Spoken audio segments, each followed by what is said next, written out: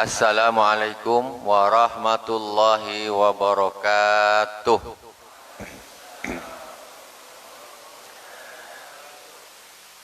Innal hamdalillah nahmaduhu wa nasta'inuhu wa nastaghfiruh wa na'udzu billahi min shururi anfusina wa min sayyiati a'malina. May yahdihillahu fala mudilla lahu wa may yudlil fala hadiyalah. Asyhadu an la ilaha illallah wahdahu la syarikalah wa asyhadu anna Muhammadan abduhu wa rasuluh. Allahumma salli ala sayyidina Muhammadin al-Fatih lima ughliq wal khatimi lima sabaq nasiril haqqi bil haqq wal hadi ila siratikal mustaqim wa ala alihi haqqa qadrihi wa miqdarihi al-azim.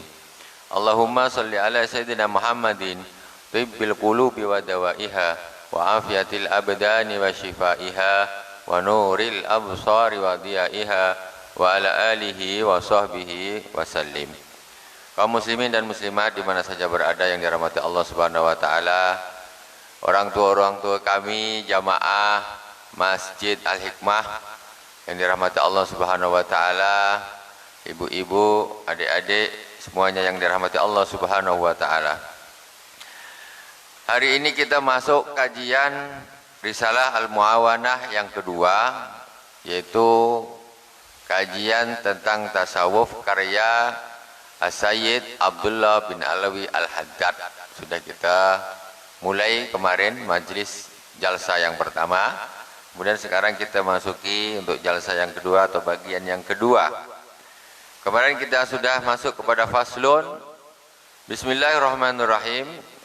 Sebelumnya kita hadiah Fatihah dulu kepada Al-Imam As-Sayyid Abdullah bin Alawi Al-Haddad, juga kepada guru kita Abuya Sayyid Muhammad bin Alawi Al-Malik Al-Hasani dan masyayikh semuanya, Abuya Sayyid Ahmad bin Sayyid Muhammad bin Alawi Al-Malik Al-Hasani, amaddanallahu bimadadihim wa afada alaina min barakati wa anwarihim wa ulumihim fid dini wad dunya wal akhirati bisirril Fatihah. A'udzu billahi minasyaitonir rajim. Bismillahirrahmanirrahim. Alhamdulillahi rabbil alamin. Ar-Rahmanir Rahim. Maliki yaumiddin. Iyyaka na'budu wa iyyaka nasta'in. Ihdinas siratal mustaqim. Siratal ladzina an'amta 'alaihim ghairil maghdubi 'alaihim waladdallin. Amin. Qala al-musannif rahimahullah ta'ala wa nafa'ana Allah bihi wa bi ulumihi fid dharain. Faslun wa 'alaika ya akhi bi islahin niyyati wa ikhlasiha wa tafaqqudiha wa tafakkuri fiha qabla ad-dukhuli fil 'amal fa innaha asasul 'amal. Wal a'malu tabi'atun laha hasanan wa qubhan wa sihatan wa fasada. Terlewat satu fasal. Pantasan kok baru terlewat satu fasal. Kita mundur satu fasal. Qala fa 'alaika ayyuhal akhi al-habib bitaqwiyati yakinika wa tahsinihi. Ini sudah kita bahas kemarin. Pertama, seorang ini sebelum dia bertaqarrub ila Allah Subhanahu wa taala harus menguatkan keyakinannya dulu. Macam mana keyakinan itu bisa kuat, diusahakan dulu. Fa innal yakina idza tamakkana minal qalbi wastaula alaihi sara al-ghaibu ka'annahu syahadah. Keyakinan itu ketika sudah betul-betul dia tinggal di dalam hati, mantap dia, maka tidak perlu seorang ini melihat yang gaib itu dinyatakan, tetapi dia sudah yakin.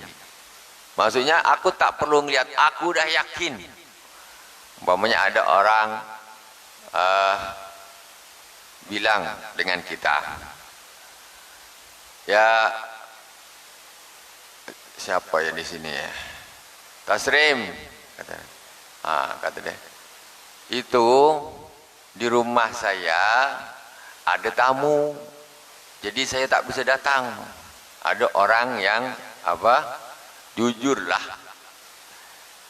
Jadi dengan kejujuran orang ini tadi, memang dia ini memang orang yang jujur, sehingga Bang Tasrim ini dia dah yakin memang kalau di rumah itu tak perlu aku pergi ke rumah dia, aku yakin di rumah itu memang sudah ada orang, ada tamunya. Jadi intinya masih unik. Orang itu ketika dia yakin mau yang gaib itu ditampakkan, keyakinannya itu tak perlu. Aku memang dah yakin dari pertama. Nah, jadi macam mana kita nanti meningkatkan keyakinan kita terhadap Allah Subhanahu Wa Taala, terhadap malaikat sampai hari kiamat, surga dan neraka. Itu kalau sudah betul-betul masuk ke dalam hati, tak perlu ditampakkan betul. Ada malaikat Raqib, Atid, Malik, Ridwan, Munkar dan Nakir. Aku dah yakin malaikat Munkar dan Nakir itu ada. Tak perlu pun nampak macam manusia ini, aku dah yakin. Sehingga kalau dah gitu orang akan takut. Raqib, Atid, aku yakin ada nih, ini sini. Tak perlu Allah nampakkan di sini. Ada. Tak perlu, karena sudah yakin. Kalau dah gitu orang tentu amalnya akan bagus.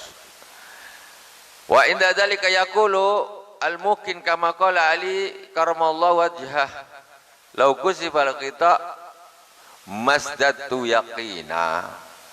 Nah, dari itu Sayyidina Ali karamallahu wajhah sebagai contoh orang yang sudah diberi keyakinan, kata Sayyidina Ali, seandainya hijab ini dibuka oleh Allah Subhanahu Wa Taala, aku ini tak tambah yakin, karena aku memang dah yakin dari awal.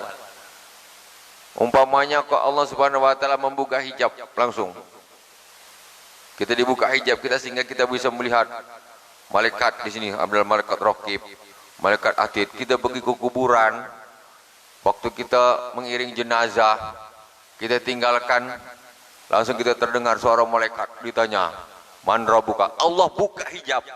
Nampak di situ malaikat Munkar dan Nakir datang. Kata Sayyidina Ali, kalaupun gitu aku tak tambah, karena aku memang dah yakin. Tak perlu aku Allah bukakan hijab seperti itu. Itu keyakinannya sampai dahsyat seperti itu Sayyidina Ali. Nah, yakin dia. Jadi tidak perlulah ditampakkan oleh Allah Subhanahu Wa Taala, memang dia sudah yakin terlebih dahulu. Jadi kata Sayyidina Ali, tak akan bertambah keyakinanku, maksudnya bukan aku tak tambah yakin, karena sudah mentok keyakinan, dah sangat yakin, tidak perlu bukti lagi. Kau tak usah cakap lagi, aku dah yakin. Jadi kau mau cakap pun, kau buktikan pun tak ada gunanya, karena sudah yakin dari awal. Itu pentingnya yakin. Wal yakinu ibaratun an quwwatil iman wa sabatihi wa rusukhihi hatta yasiru qatawdi samih la tuzalzilu syukuk wa la tuzazihul awham bal la yabqa lisyukuki wal awham wujudun albattah fa in ja'at min kharijin lam tuzghi ilaihal udun wa lam yaltafit ilaihal qalb wa syaitanu, ini sudah kita bahas kemarin, wa syaitanu la yastati'ud dunu min sahibi hadzal yakin bal yafirru minhu wa yafriqu min dhillihi wa yaqna'u bis salamah kama qala Rasulullah sallallahu alaihi wasallam, inna syaitana la yufraqu min dhilli Umar wa ma salaka Umar fajjan illa salaka syaitanu fajjan akhar. Orang ketika sudah yakin setan tuh bakal lari. Kenapa kita nih, ya Allah, ibadah kadang malas, kadang gini, masih saja setan nih ganggu-ganggu. Nak sholat malas, nak sedekah sayang, nak beramal baik, ada saja gangguan setan ini sehingga kita ini tak jadi. Kenapa itu terjadi? Karena keyakinan kita kurang. Orang tuh kalau dah keyakinannya mantap, setan dah tak ganggu lagi. Jadi aku tak guna, kata setan, dekati orang nih. Karena dia dah yakin aku nak ganggu macam apa tak bisa. Karena sudah yakin. Seperti siapa contohnya? Seperti contohnya Sayyidina Umar ibn Khattab. Sayyidina Umar bin Khattab ini, berdasarkan riwayat hadis, setan ini dia tak mau dia berpapasan dengan Sayyidina Umar. Takut setan. Jadi kalau Sayyidina Umar jalan lewat sebelah sini, setan lewat sebelah sini.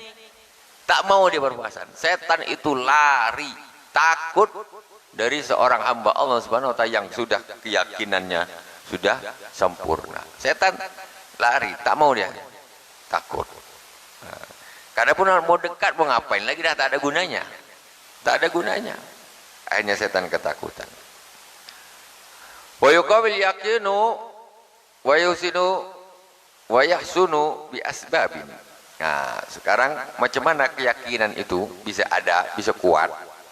Kata Sayyid Abdullah bin Al-Haddad, keyakinan itu bisa menjadi kuat dan bertambah bagus dengan sebab-sebab. Pertama apa? Minha wa al-aslu walladhi alaihi al-madar ayyuzghil abdu biqalbihi wa udhuni ila istima'il ayati wal akhbar ad-dalati ala jalalillahi ta'ala wa kamalihi wa azamatihi wa kibriyaihi wa infiraduhu bil khalqi wal amri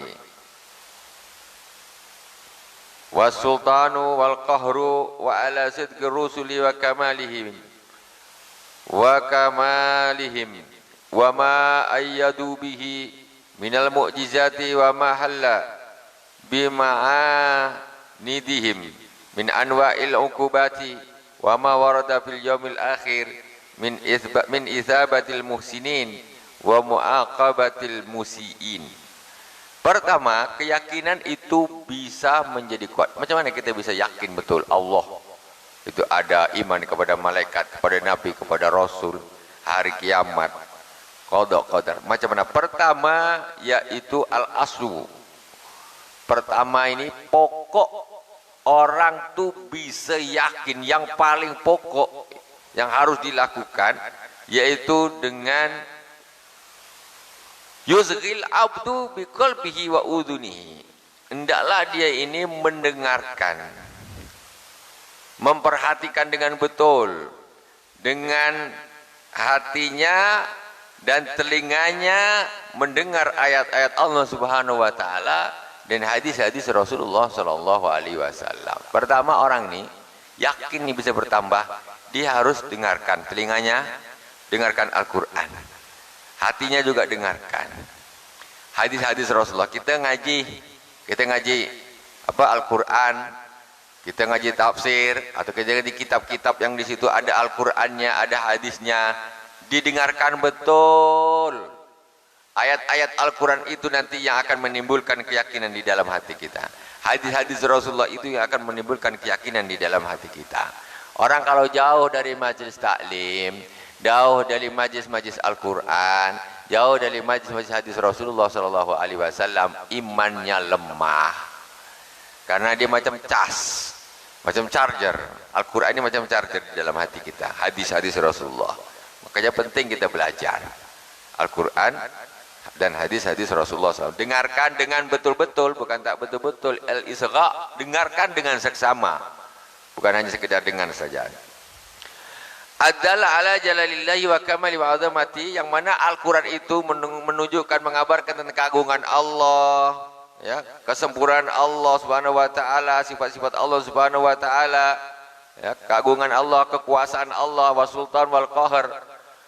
Juga menerangkan tentang kebenaran Rasul-Rasulnya, kesempurnaan akhlak Rasul-Rasulnya. Kemudian juga menceritakan tentang mukjizat-mukjizat. Sekarang kita hidup tidak di zaman yang di situ ada Nabi.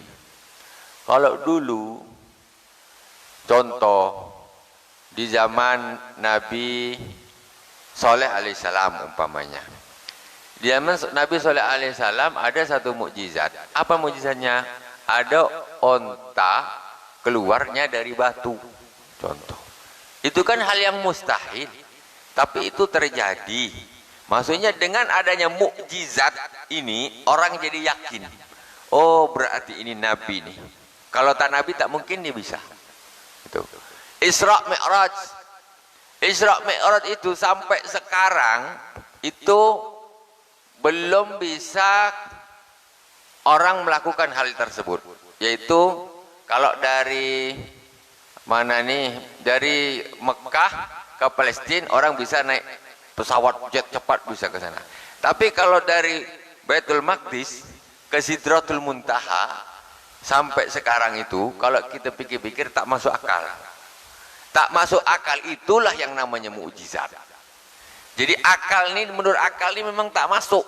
tapi itu betul-betul terjadi. Kenapa disebut mukjizat? Mukjizat ini untuk melemahkan, menundukkan orang-orang yang ingkar kepada Allah Subhanahu wa taala. Jadi tengok, kalau bukan Nabi tak mungkin sampai di sana.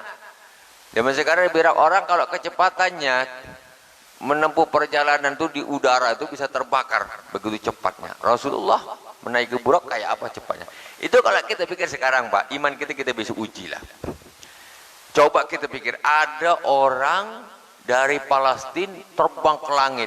Dia tak naik Apollo, langsung terbang ke langit naik kuda. Burak dia macam kuda, naik ke atas Sidratul Muntaha jauh, habis itu balik lagi. Kalau kita pikir betul tak, ini bahaya kan? Disinilah keimanan kita. Padahal ini terjadi zaman sekarang, zaman Sayyidina Abu Bakar, zaman Rasulullah tak ada Apollo. Jadi orang tuh lebih mustahil lagi waktu itu. Itu Sayyidina Abu Bakar Siddiq itu bisa percaya. Kalau kita Isra Mi'raj, percaya. Coba dimasukkan ke hati betul. Pikir, iya pula naik ke langit sana, balik lagi naik kuda. Burak kan dia lebih besar daripada keledai, lebih kecil daripada kuda. Menurut riwayat hadis sallallahu alaihi wasallam. Itu betul-betul terjadi. Kita harus mengimani. Cuma kadang-kadang kepercayaan ini yang harus kita kuatkan di dalam hati. Kadang-kadang hati ini kadang-kadang setan menggoda ini. Keyakinannya kurang mantap. Naudzubillah summa naudzubillah. Kita harus yakin apapun yang dikabarkan oleh Al-Qur'an dan hadis-hadis Rasulullah sallallahu alaihi wasallam. Kemudian di dalam Al-Qur'an itu juga dan hadis disebutkan tentang balasan-balasan janji-janji Allah Subhanahu wa taala untuk orang-orang yang beriman, tentang hukuman-hukuman siksa bagi orang-orang yang ahli maksiat yang tidak beriman. Besok di akhirat kita tahu dari mana. Ketika kita mati, kok di alam kubur nih orang yang tak sholat sudah disiksa di alam kubur. Macam mana kita nih, hati kita ini seperti apa? Orang mati dikubur pakai kain kafan, ya, terus ditinggalkan. Tahu-tahu di dua ada malaikat datang. Itu kalau tak ada pakai iman mana bisa percaya orang? Kalau tak ada iman, orang dah mati, tembun tanah. Ada malaikat dua datang, mungkar nakir, nanyakan, kemudian dia hidup lagi. Macam mana? Kalau dikorek gitu-gitu aja dia. Jadi itulah yang namanya kita harus yakin terhadap berita Rasulullah SAW. Ada malaikat mungkar dan nakir datang. Itu kita butuh keyakinan terhadap sabda-sabda Rasulullah SAW. Nanti kalau dah mati semua dah hancur, semuanya dihidupkan lagi macam gini lagi besok. Besok kita ini mati semuanya nih, mati semuanya. Dan nanti ketika dah mati semuanya, nanti habis manusianya, habis malaikat pun ikut mati semuanya. Kemudian Allah bangkitkan lagi kita nih, macam gini lagi. Tak ada apa-apa bisa hidup lagi. Ini namanya hari kebangkitan. Percaya apa tidak? Nah, ini masalahnya. Percaya apa tidak? Kita dah mati semua. Tahu-tahu besok dibangkitkan lagi. Macam gini lagi, kumpul lagi. Itu kalau orang dah yakinnya betul-betul 100%, tentu dia ibadah dia tak ada bolong-bolong. Tentu dia rajin ibadah. Nanti saya besok mati, saya akan dihidupkan kembali. Yakin. Yakinnya nih. Yang susah tuh yakin. Percaya tak? Percaya. Percaya kalau dia bilang besok kita mati, dihidupkan kembali di hari akhirat. Percaya. Coba masukkan ke dalam hati, dikorek dalam hati. Seberapa dalam keyakinan itu? Kita bisa hidup lagi. Macam mana kita bisa yakin? Gampang. Ya tak gampang juga sih. Jadi cara kita bagaimana kita ini bisa yakin. Kalau kita nanti sudah mati kok kita ini dihidupkan kembali. Caranya begini, kita kembali kepada awal. Kepada awal. Dulu kita tidak ada. Manusia tidak ada. Kemudian Allah Subhanahu wa taala menciptakan Nabi Adam alaihissalam dari yang tidak ada apa-apa. Kemudian ada jadi manusia. Setelah itu Nabi Adam punya putra terus sampai ke nenek moyang kita sampai kita lahir.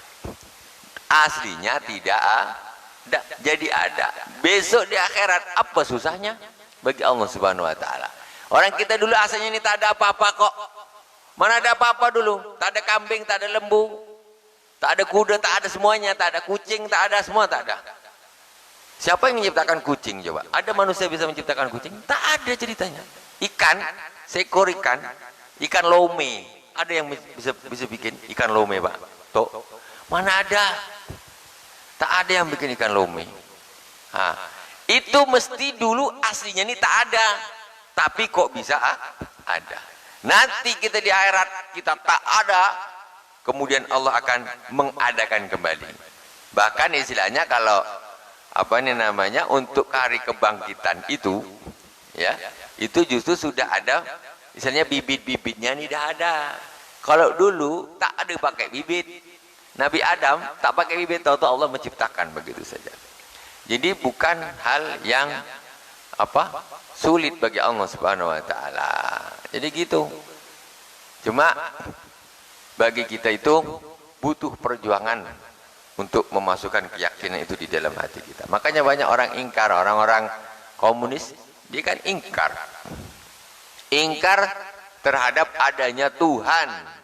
Orang komunis nih. Tak percaya dia bilang. Ini kehidupan ini memang alami gitu aja manusia ini. Mana ada Tuhan kata mereka. Tak percaya dia ada Tuhan.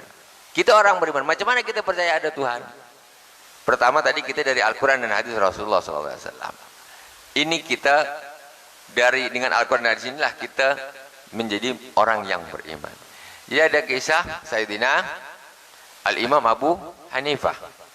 Pernah saya sampaikan. Diajak debat sama seorang komunis yang tak percaya adanya Tuhan, Imam Abu Hanifah. Diajak debat. Janjilah. Ya oke, kita janji nanti kita debat di seberang sana, pulau seberang sana. Ditentukan harinya, hari apa, jam berapa ditentukan. Mufakat antara Imam Abu Hanifah dengan seorang yang ateis, orang komunis, tidak percaya terhadap Tuhan. Jadi sampailah harinya ditentukan. Orang ateis ini tadi yang tidak beriman terhadap adanya Tuhan, sesuai dengan perjanjian dia pergi tepat pada hari dan waktunya. Dia pergi nyebrang ke sana. Pergi. Kemudian Imam Abu Hanifah pergilah dia ke pinggir sungai itu. Tapi dia tak langsung nyebrang. Dia duduk di bawah pokok besar. Duduk di bawah pokok besar. Santai aja dia di bawah pokok besar. Lama. Orang ateis nih sudah nunggu di seberang sana. Mana nih Imam Abu Hanifah nih, dah janji hari ini jam sekian ini, kok tak datang-datang. Ditunggu lama. Imam Abu Hanifah di bawah pohon aja. Diam aja. Lama, udah lama sekali, dah marah-marah lah si orang ateis nih. Jadi sampai ini imam besar, ini imam pembengak rupanya. Ada imam besar tapi pembohong.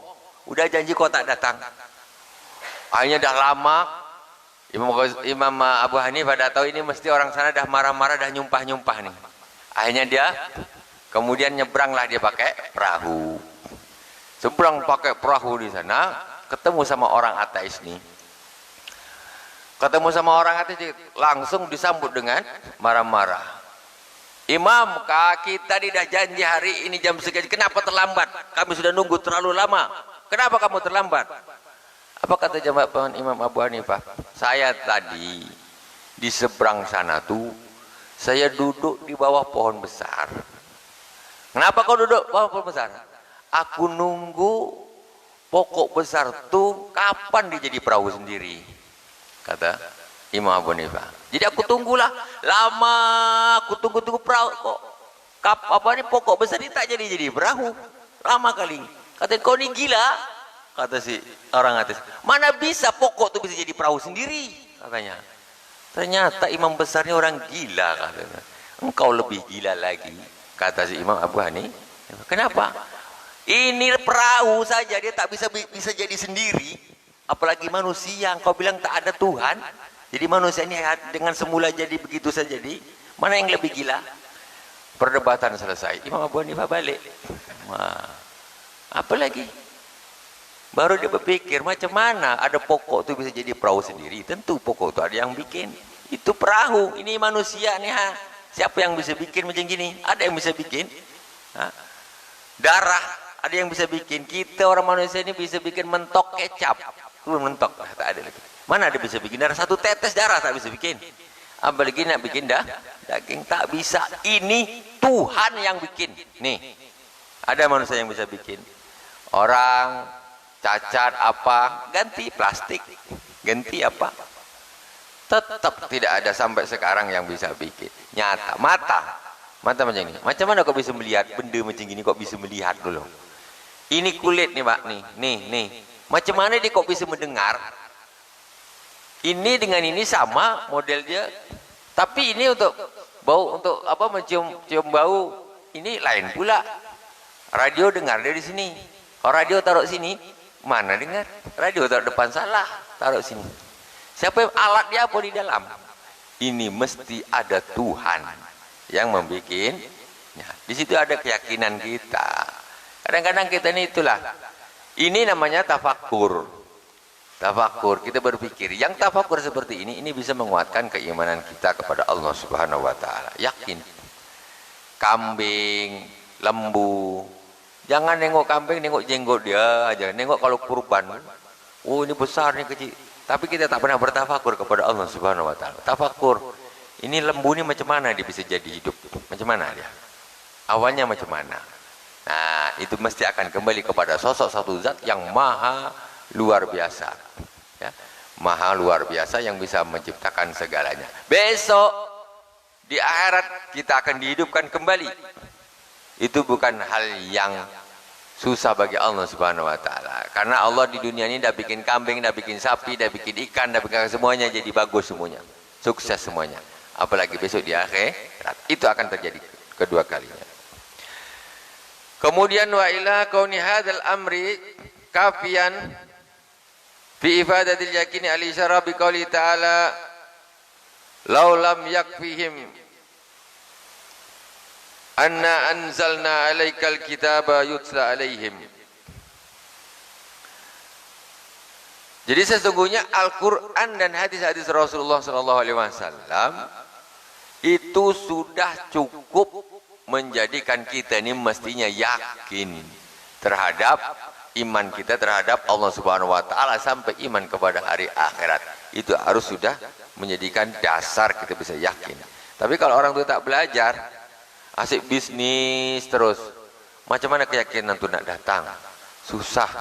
Jadi majelis ilmu itu tidak hanya kita dapat satu hal yang sifatnya zahir saja. Jadi ada hal-hal yang sifatnya batin, itu di dalam majelis ilmu. Keyakinan itu tahu-tahu datang, kesadaran datang. Itu sifatnya selain dari pemahaman. Pemahaman ini teori. Disampaikan begini ABC, paham. Tetapi ada yang sifatnya batin yang memang langsung dihujamkan Allah Subhanahu wa taala kepada hati hamba-hamba yang beriman. Kata Al-Imam Malik rahimahullah taala, laisal ilmu bikathrati riwayah walakinnal ilma nurun yakdzifullahu ala qalbil mu'min. Ilmu itu bukan banyaknya periwayatan. Yang namanya ilmu itu kata Imam Malik itu bukan banyaknya maklumat yang kita hafalkan. Bukan itu ilmu tuh. Tetapi walakinnal ilma nurun yakdzifullahu ala qalbil mu'min. Tetapi yang namanya ilmu itu nur yang Allah lemparkan ke dalam hatinya orang yang beriman. Kapan ini dilemparkan sama Allah Subhanahu wa taala? Di majelis ilmu begini.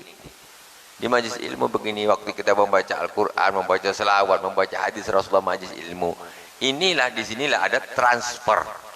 Nah, transfer tapi secara batin, secara batin. Jadi bukan hanya sekedar maklumat saja, tidak. Maklumat itu secara zahirnya saja.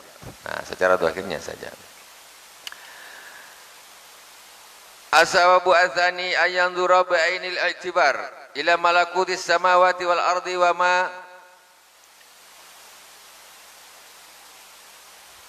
ma aduh, tak nampak kecil betul tulisannya ini.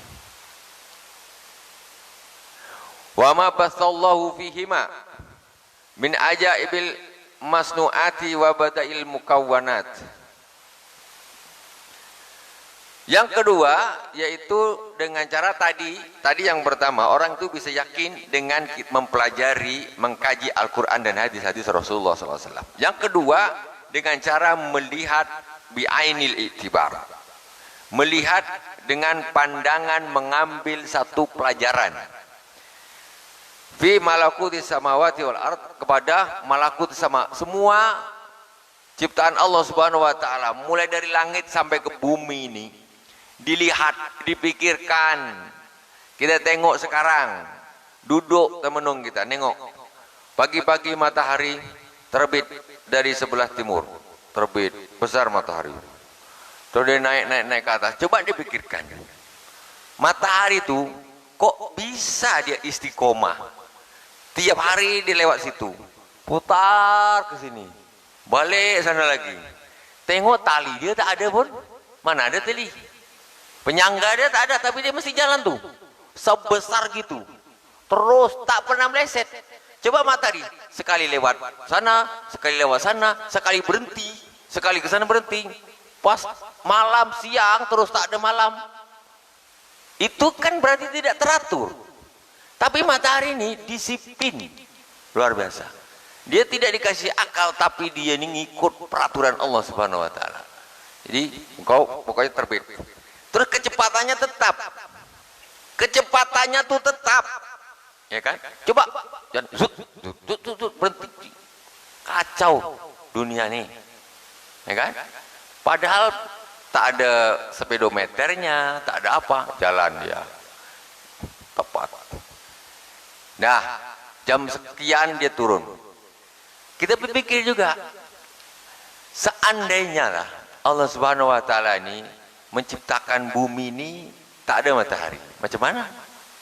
Gelap terus, PLN mati, kan? Macam mana? Subhanallah, Allah pun ngasih separuh terang, separuh gelap. Memang Allah Subhanahu wa taala mengasih matahari di siang hari supaya orang ini bekerja, cari makan, kemudian tenggelamlah matahari suruh orang istirahat tidur. Itu ada yang ngatur. Sekarang kalau Allah Subhanahu wa taala memberhentikan matahari di tengah-tengah nih, dia tak gerak ke sana, tak gerak ke sana, terus dia di tengah-tengah nih, siapa yang bisa jolok dia suruh ke jalan? Siapa yang bisa? Dijolok mana bisa, ditarik pakai tali tak bisa.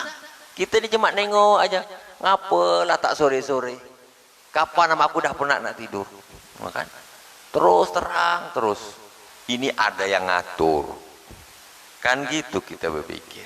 Coba kadang-kadang kita dah terbiasa, besok mesti pagi matahari keluar sana, sore mesti tenggelam sini. Siapa jamin tanggal tahun umpamanya 2025 2050 matahari berhenti tak timbul lagi? Siapa yang jamin? Tak ada. Satupun manusia tidak punya kekuatan untuk mengeluarkan matahari dari arah timur, itu tak ada. Tapi kita sudah kebiasaan, kita macam ini hal sudah pasti, besok mesti matahari timbul lagi. Kau dari mana kau tahu? Kalau Allah menahan atau terjadi suatu hal, matahari lepas dari peredaran nanti, ketika hari kiamat itulah nanti, ketika matahari ini sudah dilepas dari peredarannya, dia tidak jalan seperti biasa, mesti dia berputar, ya, tak dihantam dia bumi. Dam, apa tidak? Ya, matahari. Makanya di dalam Al-Quran juga disebutkan, kita ini disuruh nengok unta kaifa khuliqat, walal ibili kaifa khuliqat, macam mana unta itu dijadikan. Dipikir, ini yang membuat kita bisa yakin bahwa Allah itu ada dan maha hebat. Tak usahlah kita jauh memikirkan matahari, bumi, itu di atas pun harus kita pikir juga. Kita yang ada di tubuh kita aja nih, kita ni pun apa namanya nih, sebetulnya banyak hal yang tidak masuk akal. Banyak hal tidak masuk akal yang membuktikan ini ada yang ngatur. Contoh, apa bedanya rambut di kepala sama rambut alis nih? Atau rambut alis dengan rambut kumis, apa beda dah? Ini rambut hitam, ya Pak, ini hitam juga nanti. Ini kalau ini dibiarkan bisa panjang, kalau ini mulai lahir sampai hari ini tak tambah-tambah dia. Apa bedanya? Dokter sudah pelajari. Apa bedanya rambut ini dengan rambut kepala. Oh, kepala ini kuntilanak kalau tak dipotong. Itu mesti ada yang ngatur. Mesti ada yang ngatur. Bagaimana terjadi kejadiannya manusia juga. Kita dulu tak ada. Mama sama bapak kita belum kenalan lagi. Kita di mana? Kita di mana? Tahu-tahu menikah mama sama bapak kita. Ada kita. Apa? Macam mana? Apa itu bukan hal yang di luar akal. Itu berarti ada yang membuat kita nih, yang membuat kita nih ada. Ini namanya an-nadhar bi'ainil i'tibar. Langit dan bumi dan semuanya yang Allah Subhanahu wa taala yang Allah jadikan min ajaibil masnuat. Jadi keajaiban ciptaan Allah Subhanahu wa taala. Kalau kita pikir semua yang ada di sekitar kita ini ajaib semuanya. Cuma kita jarang berpikir. Ajaib semuanya. Apa pula tidak ajaib? Nak mikir apa coba? Apa yang ada? Air, tumbuhan. Ini ada pokok mangga sebelah sini. Pokok mangga tanam sebelah dia ini lombok. Di sini mangga. Di sini lombok. Terus tanam lagi di sini pokok asam. Kan? Tanahnya sama. Disiram pakai air yang sama. Tapi buah dia yang ini manis, yang ini pedas, yang ini masam. Siapa yang ngasih gula? Siapa yang ngasih gula, Bu? Tanam pokok tebu, manis. Siapa yang ngasih gula? Lombok pedas. Siapa ada yang membuat sebiji lombok aja? Tak ada yang bisa. Ya? Sebiji lombok tidak ada yang bisa bikin. Itu semua keajaiban. Cuma karena sudah terlalu biasa, kita anggap itu hal yang biasa, bukan hal yang ajaib. Pokok asam kita siram pakai air gula, jadi manis tak dia? Mana bisa manis? Tak bisa. Ikan di laut, Bu. Kalau kita nyelam berapa menit kuat? Bang Taslim, berapa menit kuat selam? 1 menit tahiyan tak tidak. Ikan selama hidup dia tu tak pernah timbul, tak mati dia. Macam mana kalau kita pikir? Itu keajaiban luar biasa, tapi tak terpikir oleh kita kadang. Itu mesti ada yang bikin, mesti ada yang bikin. Maka dari itulah kita yakin bahwa Allah itu ada dan pasti ada. Karena tidak ada keajaiban-keajaiban yang ada di sekitar kita ini, satu manusia pun yang bisa membikinnya, menyanyi, enggak ada yang bisa. Tidak ada yang bisa. Maka dari situlah nanti akan timbul keyakinan. Akan timbul keyakinan. Akhirnya kita jadi dengan yakin ini kita akan ibadah kita lebih mantap. Ini memang harus selalu diingat-ingat macam gini. Aku dulu tak ada, sekarang jadi ada, besok akan tidak ada dan akan ada lagi. Begitu. Itu namanya keimanan. Ini dengan ainil i'tibar, mengambil pelajaran. Kemudian wa ila ifadatil yakin al-isyara biqali ta'ala sanurihim ayatina fil afaqi wa fi anfusihim hatta yatabayyana lahum annahul haq. Akan kami perlihatkan kepada mereka tanda-tanda kekuasaan kami, kata Allah Subhanahu wa taala. Fil afaq, afaq, kita tengok bintang-bintang dan lain sebagainya. Bisa dia bersinar, matahari sinarnya lain, bulan sinarnya lain, bintang banyak. Kalau kita tengok, bapak-bapak, ibu-ibu, kalau kita dulu pernah belajar ilmu, apa ya pelajaran zaman dulu, biografi atau apa ya, tentang antariksa, galaksi Bima Sakti, galaksi Andromeda, galaksi ini, Tata Surya, banyak lah. Sementara begitu ada kecil nonet, bumi ini kecil nonet, daripada matahari entah sekian puluh ribu kali, ratusan ribu. Di sana ada lagi, ada macam-macam. Kalau kita pikir dunia itu kecilnya luar biasa, kecil luar biasa. Tapi di dunia itu ada orang gila harta, ada orang gila pangkat, ya, gila dunia di situ. Lupa sama yang menciptakan di situ. Padahal dunia itu kecil. Coba kita tahu salah, kita sampai ke planet Pluto sana, itu Pluto pun masih dekat tuh, tapi tak ada yang pernah sampai. Siapa yang pernah sampai ke sana? Sampai mati tak sampai ke Pluto. Berarti kita ini baru di ciptaan Allah yang sangat kecil di bumi ini. Itu aja dah sombongnya luar biasa. Padahal mobil mewah, rumah megah ini kalau kita dah naik pesawat tak nampak.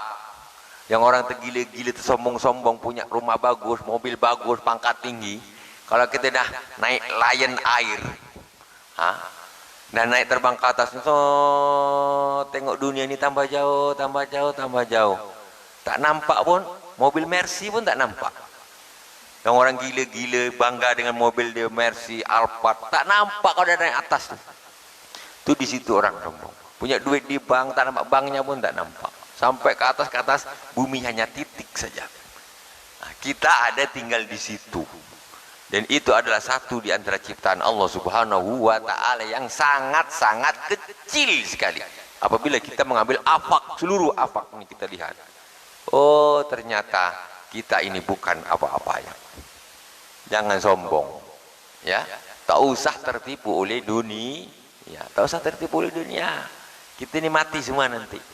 Kau nak segila apa? Baru jadi tuan tanah dekat PNWG. Ya. PN tuan tanah, bumi tahu tak, kita naik ini tak nampak nonit nih bumi semua. Kalau tanah seluruh dunia ini kau miliki, itu tak ada apa-apanya, nggak ada apa-apanya dibanding afak ciptaan Allah Subhanahu wa ta'ala. Jadi tuan takur BG dia. Aduh ya Allah Rabbi, astagfirullah. Sekaya-kayanya manusia di dunia ini itu tidak punya apa-apa hakikatnya. Nggak bisa ditimbang dengan apa-apa. Nggak bisa. Besok nak jadi orang kaya betul asli di surga.